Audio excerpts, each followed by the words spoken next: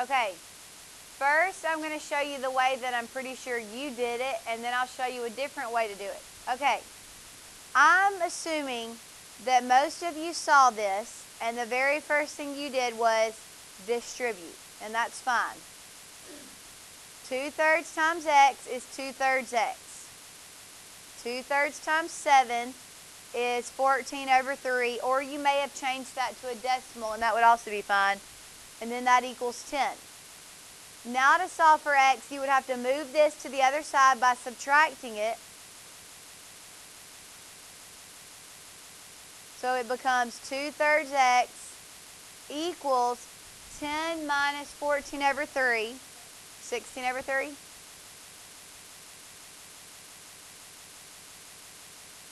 And then at that point, you knew you had to get the 2/3 away from x, so you either divided both sides by 2/3, or you did keep, change, flip, and multiplied both sides by the reciprocal 3/2.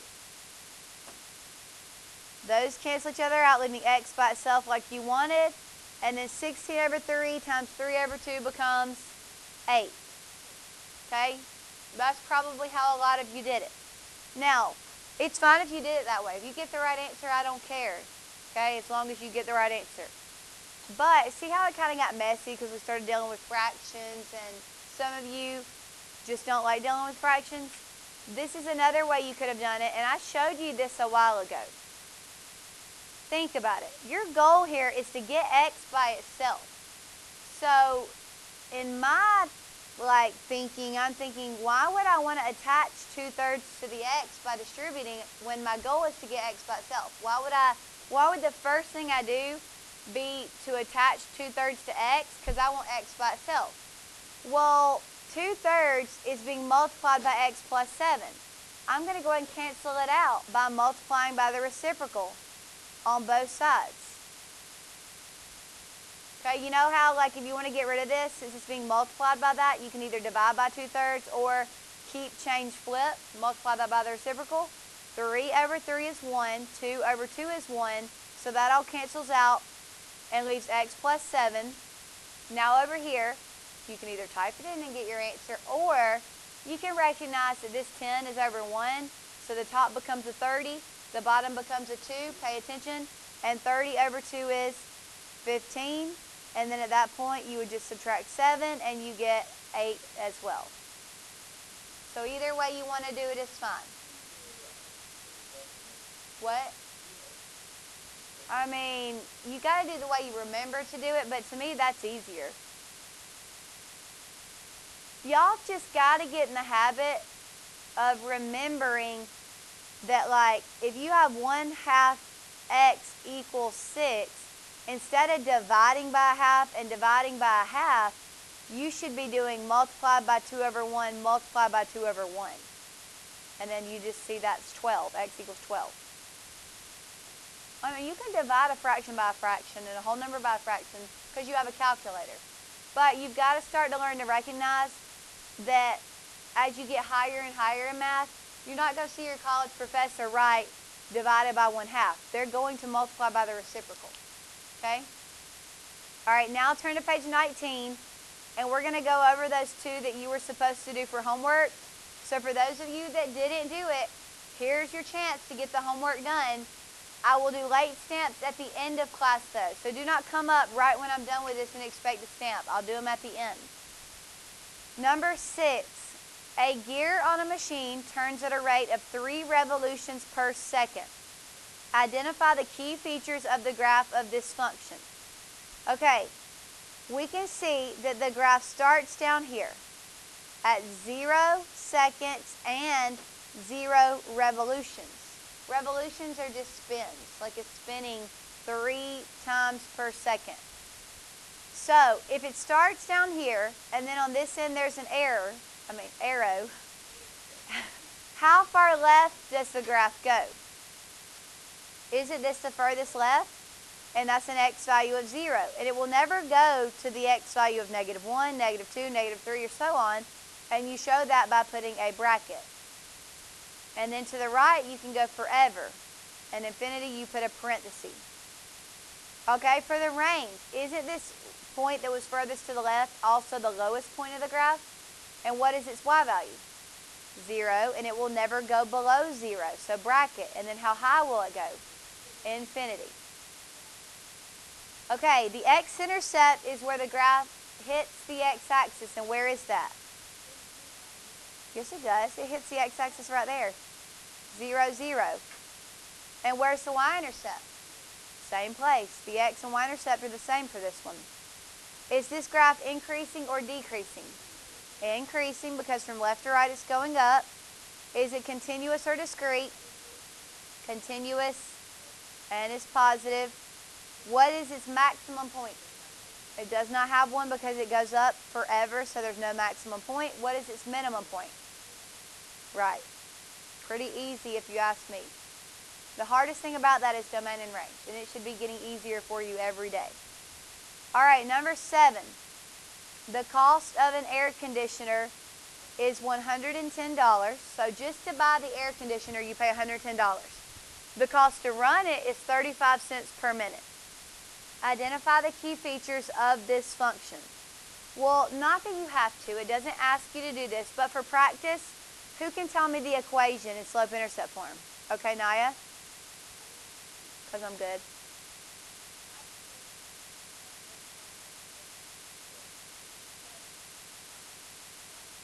$110.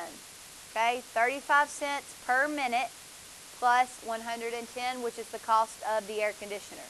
So that's a one-time cost, and then on top of that, you're paying 35 cents for every minute you run it. Okay, so you'll see that instead of a graph, they gave you a table of values. If you have not turned the thing on yet, the only thing you've paid is $110, the cost to buy the air conditioner. But then once you've run it for 30 minutes, you've now paid $120.50. Now, 110 of that was the cost of the air conditioner. So how much did it cost you to run it for for the 30 minutes? $10.50. Okay, because from 110 to 120.50, that's $10.50. Okay, domain is x values. We'll look at the x values. We know they are minutes. What is the lowest amount of minutes you could run the air conditioner? 0. You can never run it negative minutes. How long can you run it? As long as you want, so infinity. Now, if the domain is the minutes, the range is the cost in dollars. What is the lowest amount you'll pay? $110. Even if you never turn it on, you paid $110 to buy the thing. What's the highest cost you'll pay? Infinity. Because if we don't know how long it'll run, we don't know how high the cost will get. Okay, before we do the x-intercept, let's talk about the y-intercept. What is the y-intercept? 0, 110. Whenever you're given a table of values, finding the y-intercept is very easy because all you have to look for is where x equals 0. Now, not that you have to do this, but if you're not able to visualize it, you might want to draw yourselves a visual. We'll pretend like this notch up here is already up to 110. So that's where I would place my y-intercept, right? The x-axis is all about minutes. The y-axis is all about cost. So when you turn the machine on, the minutes will be going this way. Will the line go up or down? Up, because as the minutes increase, doesn't the cost increase? So now that you see a visual, what's the x-intercept? Does not exist. It starts up at 110 and then from there it goes up forever. Is it increasing or decreasing? Increasing. Continuous.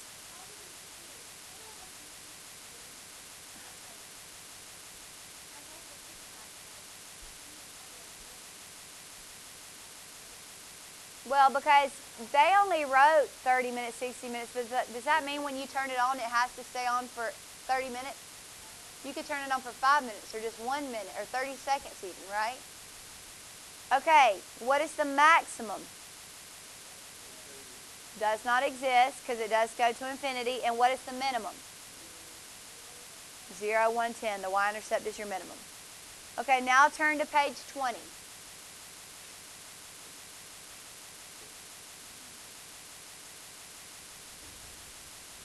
Okay, today we're going to continue practicing domain and range, and we're also going to learn something new called end behavior. I don't think it's going to get any harder today, but You still need to pay attention because some of you are still trying to master domain and range. Okay. Number 1 on page 20. Is this graph discrete or continuous? It is definitely discrete. So when you're writing the domain of a discrete graph, it's a little bit different. You still start from left and go to right, but think about it. There's a point with an x value of -3. There's a point with an x value of -2. But then there's no point with an x value of -1 or 0 or 2 or 3. So for that reason, you have to write every single x value. So like both of these points share an x value of 1, so you can just write 1 one time. If you wrote it twice, it's okay. And then this point has an x value of 4. Anytime you have to list every one because it's discrete, you put braces. So the reason you're not able just to put -3, 4 like we normally are is because some of that data is not there. There's nothing at -1 or 0 or 2 or 3. Does that make sense? Okay, Natalie.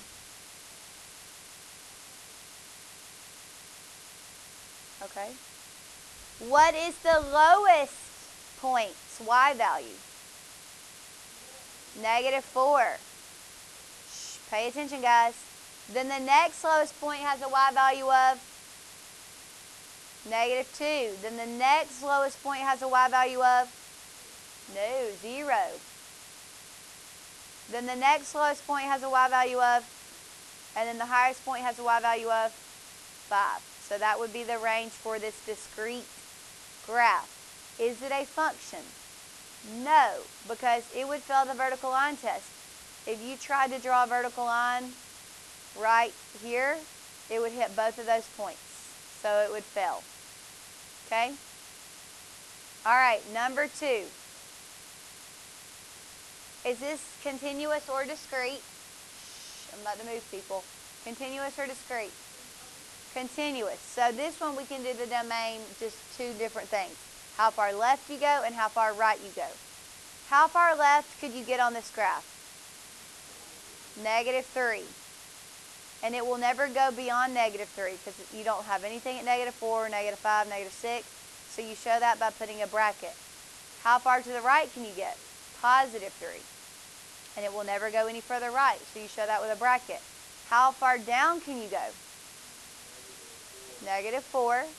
And you'll never go below that. And how high can you go? 3. Is it a function?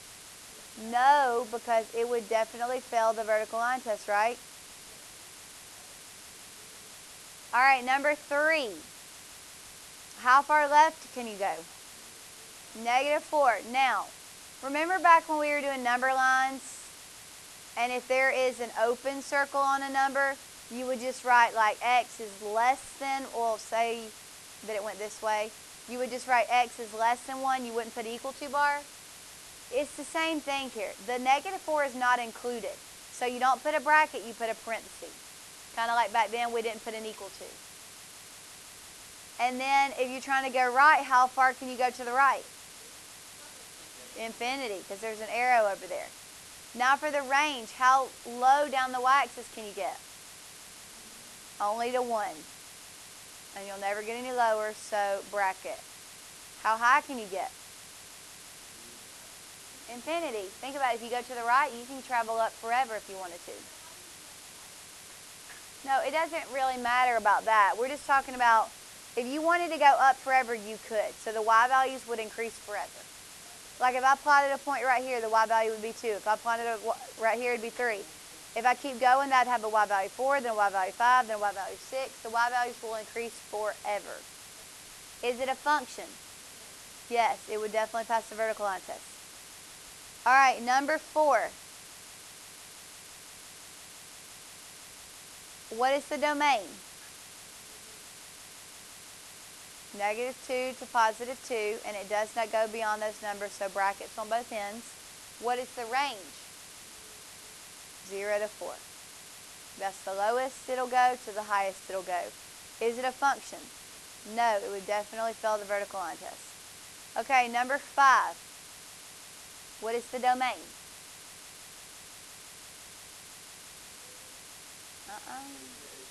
Negative infinity. Because look, if you want to go left, you can go left forever. As that line's going down, isn't it also going left? And how far could you go to the right? Forever. Now, you don't have to know this for this upcoming test, but anytime you see this symbol, it means all real numbers. And that means the same thing as negative to positive infinity. It's like a shortcut way of writing this. Because think about it. Negative infinity means that you would have a point at -1, -2, -3, -4, all the way to negative infinity. Positive infinity means if we plotted points on this side, we would have every single x value that exists forever. Well, if you have every single x value on both sides, isn't that all real numbers on the x-axis? Okay, so for range, how far down can you go? Negative infinity, because you can go down forever because of that arrow. How high can you go? Infinity. So this is also all real numbers for the range. Is it a function? Yes.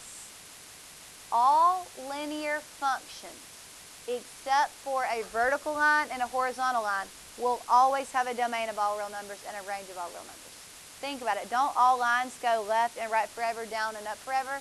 Except for a vertical line will go up and down forever, but not left and right. And a horizontal line will go left and right forever, but not up and down. So those are the only ones that will not have a domain and range of all real numbers. But a regular slanted line will always have this domain and range. Yes? You'll learn in Algebra 2 what an irrational number is. No, what an irrational number is. Sorry. In Algebra 2, number 6, what is the domain? Negative infinity to right. You can go left on that graph forever, and you can go right on that graph forever. You could write all real numbers also. Right. On this one, it's not all real numbers because you can only go down to -5. But you can go up forever. Is it a function? Yes. Okay, number 7. What is the domain?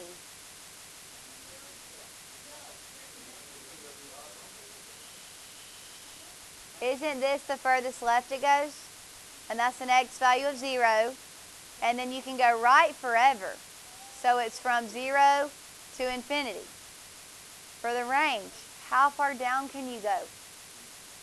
Right, think about it. If you go on this side of it, don't you end up going down forever? And down forever is negative infinity. Left and down are negative, right and up are positive. If you go this way, can't you go up forever? So the range is all real numbers. Is it a function? No, it would fail the vertical line test. All right, number 8. The domain is all real numbers because you can go left forever and you can go right forever. The range is 1, 3. However, you do not put brackets because 2 is not included. You don't go from 1 to 3. It's only at 1 and only at 3, so you put braces. Okay, is this one a function? No, because it would fail the vertical line test right here. Those points are right above each other. Okay, because see how every single point on this line would have a y value of 1? And every single point on this line would have a y value of 3? So just 1 and 3, but you can't put brackets saying that it goes from 1 to 3 because there's nothing at 2. So braces means that it's discrete when it comes to the range, and it's just at 1 and at 3. All right, number 9. How far can you go left? Negative infinity. Okay, this is tricky, and you're not going to have any like this on the test, so just watch me. You go from negative infinity, but right here, this open circle is like a hole in the graph. Okay? And it happens at -3, so you put a parenthesis. But then you have another section. U is union. Okay? And then from -3 at the hole, you can travel all the way till you get to that hole at 2. But like I said, just write it down. You're not going to have any like that. Union. It's just this math symbol. It represents union. Yeah. Okay, range. What's the lowest you can get on that graph? -2. And don't you have points at -2? Like, think about it. Wouldn't that point right there have a y value of -2? So you put a bracket. How high can you get? Infinity. If you go travel this way, you can go up as long as you want. Is it a function? Yes. Yes, Travis? It's called in behavior. Everybody, no, page 22. No, you just learned domain and range. Okay, in behavior is simple. It looks like it's going to be complicated, but as long as you're paying attention, it's simple. Okay, we all know that this line is the x-axis, right? Okay, x-axis. And we all know that the x-axis, you can go left on it and you can go right on it. So when it says x approaches negative infinity, listen, when it says x approaches negative infinity, is that left or right? Left. Think about it. If you go on the x-axis to the negative side, then that is left. So x approaches positive infinity. If you go on the x-axis to the positive numbers, you're going right.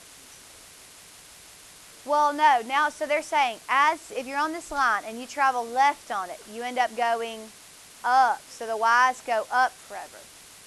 If you're on the line and you go to the right, you end up going down forever. Marcus, you got to move back to your seat.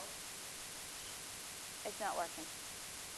Okay, so all they're asking you is, as you go left, are you going up or down? As you go to the right, are you going up or down? See, when we go left on this line, we go up on the line. When we go to the right of the line, we go down. That's all it's asking is, as you're going left, are you going up or down on the y? As you go right, are you going up or down on the y? So let's look at number 2. X approaches negative infinity means as you go left.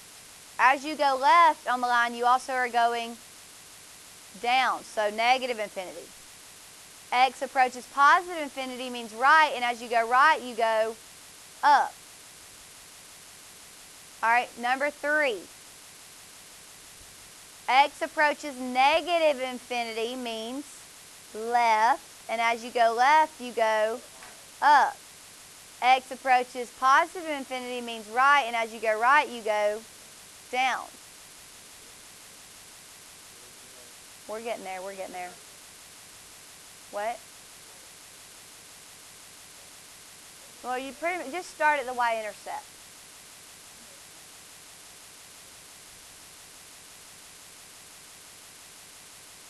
All right, number 4. Okay, this one's a little bit different. X approaches negative infinity means go what direction on the line? As you go left, are you going up or down? You're not going anywhere, and all your y values are staying at, no, 5. Think about it. Every single y value, if you plotted points on the left side, every single one of those points would have a y value of 5, right? No, because it's positive 5 up here. And then as you go to the right side of the line, wouldn't all those points also have a y value of positive 5? Okay, the reason they turn out like that is because this is a constant function. It has 0 slope. All right, number 5 is a little different. Now, see how this is not a linear function. This is an exponential function. Okay, it curves. Now, you're going to learn more about exponential functions later this year and in Algebra 2. But for right now, see how this one flattens out? And see how it flattens out at 1? Because if that's 2, then this would be 1. So that's all you really need to know right now. Later, we'll talk about why it flattens out. It's called an asymptote, but we'll talk about that later in the year. Asymptote. Yes, anytime you see a curve and it flattens out like that, it's because there's an asymptote, an invisible barrier, that just causes it to flatten out right there. Okay, so pay attention. As you go left, isn't that what x approach negative infinity means, is left? As you go left, aren't all the y values approaching 1? Okay, think about it, Marcus. If you go to the left side and you plot a bunch of points on the left side, wouldn't they all have a y value of 1? But right would go up forever, so infinity. Okay, number 6. Number 6 is also an exponential because we see that it flattens out at what number?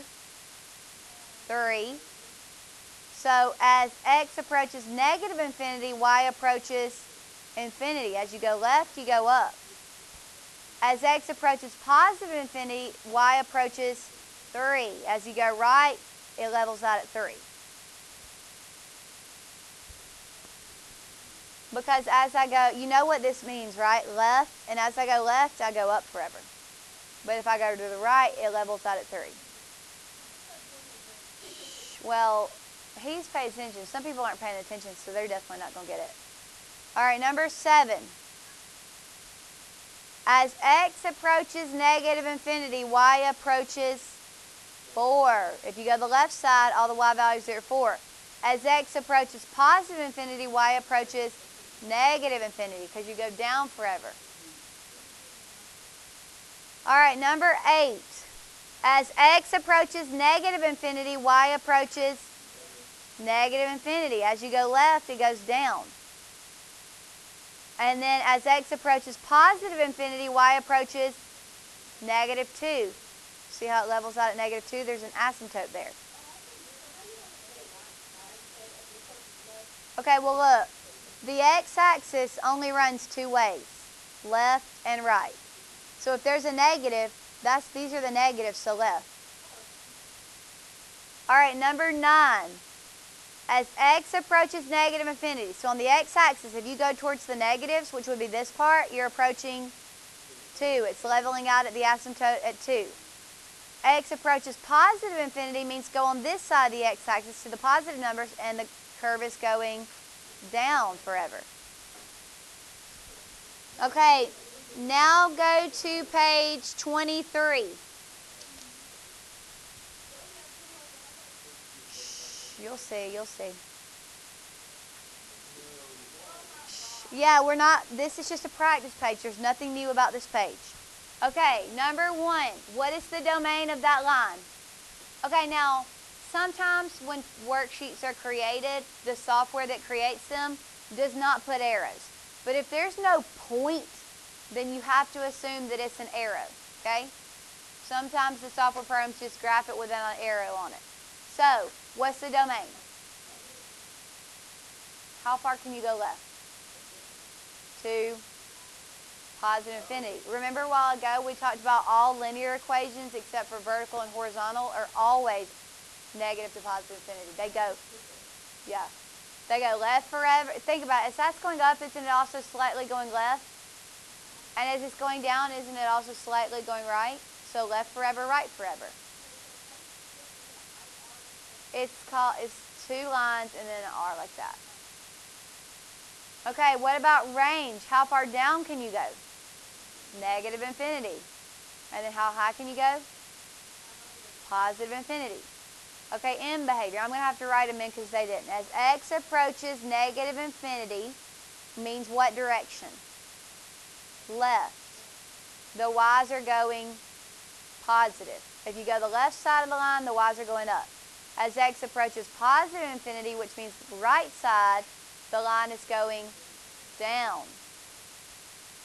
What? No, not always. It can be depending, like this is a linear, so that's why it ends up opposite, but if it's not linear, it might not always end up opposite. Okay, what is the x-intercept? Yeah, -1, 0. What is the y-intercept? 0, -3. No, it's -3. And then is it increasing or decreasing? It's definitely going down from left to right, so that's decreasing. Okay, number 2. What's the domain? All real numbers. It goes left forever, it goes right forever. It goes down forever, it goes up forever. All linears will always be that, except for a vertical line and a horizontal line. Yes, because you're supposed to write the left side, right side, down, up. Okay, end behavior. As it goes to the left, it's also going down. So see how that was the same? It wasn't. And as it goes to the right, it's going up.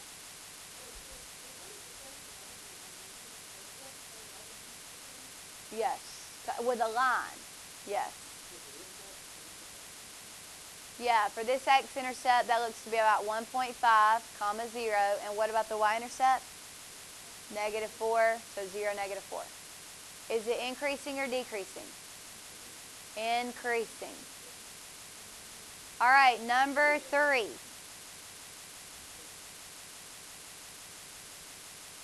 What's the domain? Correct. All real numbers. It goes left forever, it goes right forever, it also goes down forever, and it goes up forever. As it goes to the left, the y's are going up. As it goes to the right, the y's are going down. So yeah, with a linear equation, you won't have both. Okay, they're going to be opposite with a line. What's the x-intercept? 6, 0. What's the y-intercept? 3, so 0, 3. Is it increasing or decreasing? Decreasing because it's going down. All right, number 4. It goes left forever and it goes right forever. So all real numbers for the domain. The range, think about it. Wouldn't every single point on this line have a y value of 5? So the range is just 5. As you go to the left side of the line, as x approaches negative infinity, the y's are all approaching 5. As you go to the right side, the y's are all approaching 5. What's the x-intercept? Does not exist. It doesn't hit the x-axis. What's the y-intercept? 0, 5. Is it increasing or decreasing? Neither. It's constant. So. Okay, number 5. What's the domain? Does it go left forever? Does it go right forever? Yes. As it's going up, it's also slightly moving out right. Does it go down forever? It stops at 1. The asymptote's at 1. Does it go up forever? Yes. As you're going to the left side, the y's are approaching 1. The asymptote at 1. As you go to the right side, the y's are going up. Is there an x-intercept? No. Is there a y-intercept? Where is it? 0, 2. Is it increasing or decreasing? Increasing. Okay, your homework, don't freak out, is pages 21 and 24. It's 2 separate stamps. 2 separate stamps. Now,